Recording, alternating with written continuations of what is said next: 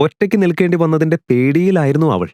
പക്ഷേ മുത്തശ്ശനും മറ്റെല്ലാവരും തിരിച്ചെത്തിയെന്നറിഞ്ഞതോടെ അവൾക്ക് വലിയൊരു ആശ്വാസം തോന്നി. കുട്ടികളുടെ ആവേശത്തോടെ ആസ്ത ചോദിച്ചു, ശരിക്കും ശരിക്കും മുത്തശ്ശൻ വന്നോ?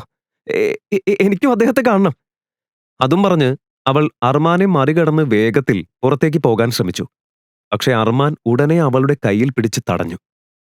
നിനക്ക് ഭ്രാന്തായോ? ഞാനിപ്പോ പറഞ്ഞു കേട്ടില്ലേ, ഈ കോലത്തിലും മുത്തശ്ശന്റെ അടുത്തേക്ക് പോകാൻ പാടില്ല. നിന്റെ ഡ്രസ്സ് മുഴുവൻ നനഞ്ഞിരിക്കുന്ന കാര്യം മറന്നോ നീ? ഈ അവസ്ഥയിൽ അദ്ദേഹത്തെ കാണാനാണോ പോകുന്നത്? ആദ്യം പോയി ഡ്രസ്സ് മാറ്റുവാ. അർമാന്റെ മുന്നറിയിപ്പ് കേട്ടതും ആസ്ത തലകുണിച്ച് ശാന്തമായി ഒരു വശത്തേക്ക് മാറി നിന്നു. അത് കണ്ട അർമാന് വീണ്ടും ദേഷ്യം കയറി.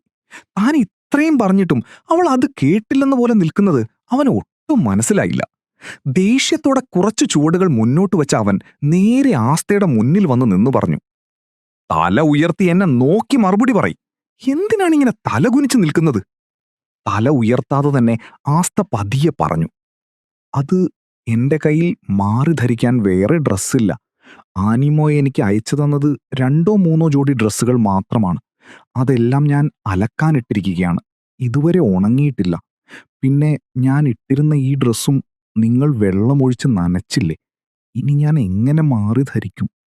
ആസ്ത അത്രയും നിഷ്കളങ്കമായി പറഞ്ഞപ്പോൾ അത് കേട്ട് അർമാന് ദേഷ്യം കൂടിയതേയുള്ളൂ. നെറ്റിയിൽ കൈവച്ച അസഹനത്തോടെ അവൻ ഉറക്കെ പറഞ്ഞു, നിനക്ക് ബുദ്ധിയില്ലേ? ഇതൊക്കെ നേരത്തെ പറഞ്ഞാ പോരായിരുന്നോ? മണ്ടിപ്പെണ്ണെ, നീ ആദ്യം തന്നെ പറഞ്ഞിരുന്നെങ്കിൽ ഞാൻ നിന്നെ ഇങ്ങനെ എഴുന്നേൽപ്പിക്കുമായിരുന്നില്ല. പല്ല് കടിച്ചുകൊണ്ട് അർമാൻ അവളെ തുറിച്ചു നോക്കി. അപ്പോഴും ആസ്ത തലകുനിച്ച് പേടിയോടെ നിശബ്ദമായി നിന്നു.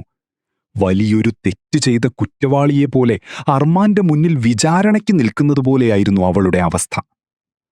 അർമാൻ തന്റെ മുറിയിലെ വാർഡ്രോബിനടുത്തേക്ക് നടന്നു. തുറന്നു നോക്കിയപ്പോൾ അതിനുള്ളിൽ വില കൂടിയ സാരികൾ നിറഞ്ഞു കിടക്കുകയായിരുന്നു. വീണ്ടും ആസ്ഥയുടെ നേരെ തിരിഞ്ഞവൻ കടുപ്പത്തോടെ ചോദിച്ചു, ഇപ്പോഴല്ലേ നിനക്ക് ഡ്രസ്സില്ലെന്ന് പറഞ്ഞത്? പിന്നെ ഇതെന്താണ്? മുഴുവൻ വാർഡ്രോബും സാരികളാൽ നിറഞ്ഞിരിക്കുകയല്ലേ? ഇന്നലെ ഇതൊന്നും നീ കണ്ടില്ലേ? അപ്പോഴാണ് വിവാഹരാത്രിയിൽ കണ്ട ആ ഭംഗിയുള്ള വില കൂടിയ സാരികളെ ആസ്ഥ വീണ്ടും നോക്കിയത്. പക്ഷെ ജീവിതത്തിൽ ഒരിക്കലും അവൾ സാരി ധരിച്ചിട്ടില്ലായിരുന്നു. അതുകൊണ്ട് തന്നെ അവൾ അവയിൽ ഒരെണ്ണം പോലും തൊട്ടിരുന്നില്ല. അവൾ മടിച്ചുകൊണ്ട് പറഞ്ഞു, പക്ഷെ ഞാൻ ഇത്... അത് പറയുന്നതിനിടെ ആസ്ഥയുടെ വാക്കുകൾ തൊണ്ടയിൽ കുടുങ്ങിപ്പോയി. അർമാൻ നെട്ടിച്ചുളിച്ചുകൊണ്ട് ചോദിച്ചു, പക്ഷേ ഞാൻ എന്ത്? ഈ ഡ്രസ്സുകളൊക്കെ നീ കണ്ടിട്ടുണ്ടെങ്കിൽ നിനക്ക് ധരിക്കാനൊന്നുമില്ലെന്ന് എങ്ങനെ പറയാൻ പറ്റും? പേടിച്ചുപോയ ആസ്ഥ പെട്ടെന്ന് പറഞ്ഞു, അത് എനിക്ക് സാരി ഉടുക്കാൻ അറിയില്ല. അതു കേട്ട അർമാൻ അവളെ അവിശ്വസനീയമായി നോക്കി. എന്ത്? ആ മറുപടി കേട്ടതോടെ അവന്റെ അസഹിഷ്ണുത വീണ്ടും കൂടി.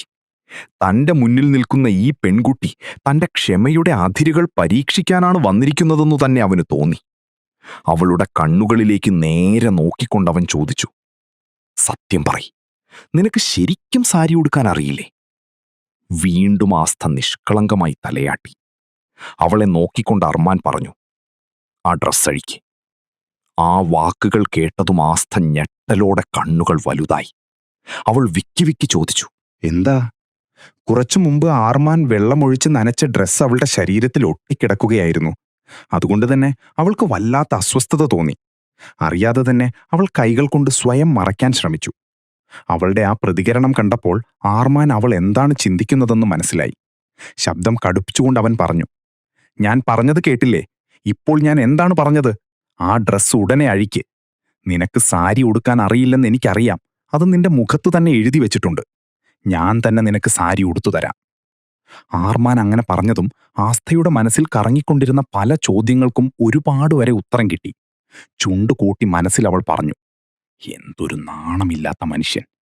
പിന്നെ പതിയെ അവനെ നോക്കി ചോദിച്ചു, പക്ഷേ നിങ്ങളെ കണ്ടിട്ട് സാരി ഉടുക്കുന്ന ആളാണെന്ന് തോന്നുന്നില്ലല്ലോ. പിന്നെ നിങ്ങൾക്ക് സാരി ഉടുക്കാൻ എങ്ങനെ അറിയാം? ശരിക്കും ആർമാൻ ആസ്ഥയെ സാരി ഉടുക്കാൻ സഹായിക്കുമോ? ആർമാന്റെ നിർബന്ധത്തിന് മുന്നിൽ ആസ്ഥ വഴങ്ങുമോ? അതോ ആദ്യമായി അവൾ അവനോട് എതിർത്ത് സ്വന്തം നിലപാടിൽ ഉറച്ചു നിൽക്കുമോ?